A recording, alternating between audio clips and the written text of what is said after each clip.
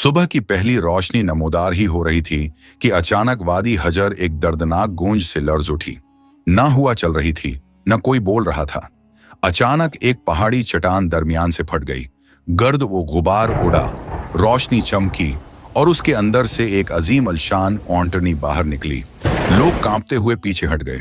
किसी ने धीमी आवाज में कहा, यह सालेह अलैहिस्सलाम का मौजिज़ा है। जब कौम आद अपने गुरूर और जुल्म की वजह से हलाक हुई तो उनमें से चंद मोमिन लोग जिन्होंने हजरत हूद अलैहिस्सलाम की बात मानी थी, अल्लाह ने उन्हें बचा लिया। उजाब के बाद फजा बिल्कुल खामोश थी। वादियों में सिर्फ टूटे हुए घर थे और हुआ में अजाब का धवां मौल्लक था। बचे हुए लोग एक दूसरे को देखकर कहते, शुक्र है हमने अल्लाह के नबी की बात मान ली, अगर अल्लाह हमें न बचाता तो हम भी तबाह हो जाते।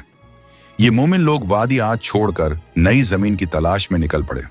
सफर लंबा, मुश्किल और तकलीफदेह था, मगर इन्हें अपनी नस्ल के लिए पानी, खुशहाली और अमन चाहिए था। काफिले नज्द और हिजाज के पहाड़ी रास्तों से एक गुजरते रहे, यहां तक कि एक आबाद इलाका मिला, अलोला। वहां चश्मे थे, बागात थे और जरखीज जमीन थी। यहीं से उनकी नस्ल बढ़ी और आगे चलकर वो वादी हजर पहुंचे, जिसे आज मदाइन साले कहा जाता है। यही कौम समूद का आगाज था। कौम समूद एक अजीम कौम बनी। अल्लाह ने उन्हें जिस्मानी ताकत, अक्ल, फनी महारत, चट्टाने तराशने का हुनर और रहाइश के लिए बेहतरीन इलाका अता किया। वो पहाड़ों के अंदर पूरे पूरे शहर तराश लेते थे।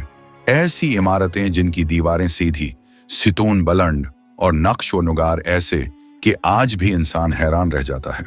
कुरान के मुताबिक वो मैदानों में महल्लात और पहाड़ों को तराश कर घर बनाते थे।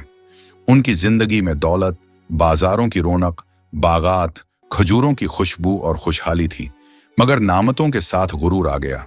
वो कहने लगे, ये सब हमने अपनी ताकत और अक्ल से बनाया है। दिल सख्त हो गए।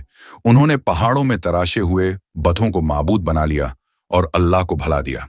कमजोरों पर जुल्म, हक छीनना और सरदारों की मर्जी को कानून बनाना आम हो गया। इसी वादी में एक मौजिज खानदान अबीद बिन मास के घर एक नूरानी बच्चा पैदा हुआ, सालेह अलैहिस्सलाम। बचपन ही से उनमें नरमी, हिकमत, गहराई और हक की तरफ मेलान नमाया था।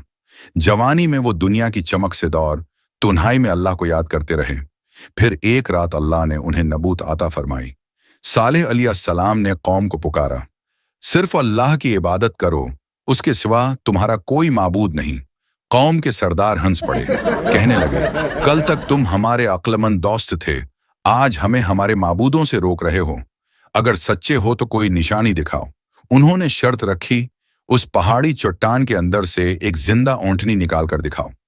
सालेह अलैहिस्सलाम ने दुआ की, पहाड़ फट गया, रोशनी चमकी और एक अजीम ऊंटनी बाहर आई।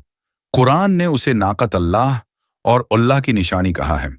ऊंटनी एक दिन पूरे कनवे का पानी पीती और अगले दिन पूरी कौम उसके दूध से सैर होती, मगर कौम ने उस इम्तिहान को बर्दाश्त न किया। गुरूर फिर जाग उठा। सरदारों ने साजिश की। एक अमीर औरत ने ऐलान किया कि जो ऊंटनी को मार देगा, मैं अपनी बेटी उससे ब्याह दूंगी। आखिरकार ऊंटनी को कत्ल कर दिया गया। सालेह अलैहिस्सलाम आए, आंखों में आंसू थे। तुमने अल्लाह की निशानी को कत्ल कर दिया। अब तुम्हारे पास सिर्फ 3 दिन हैं। पहला दिन चेहरे जर्द, दूसरा दिन सरख, तीसरा दिन स्याह हो गए। फिर फज्र से पहले एक खौफनाक चीख आई, जमीन लिरज गई, पहाड़ हल गए और कौम समूद अपने घरों में औंधी पड़ी रह गई। कौम समूद हलाक हो गई। सालेह अलैहिस्सलाम ने कहा, मैंने तुम्हें समझाया था, मगर तुम नसीहत को पसंद नहीं करते थे। आज भी मदाइन साले गवाही देता है कि कौमें इमारतों से नहीं, ईमान से बचती हैं।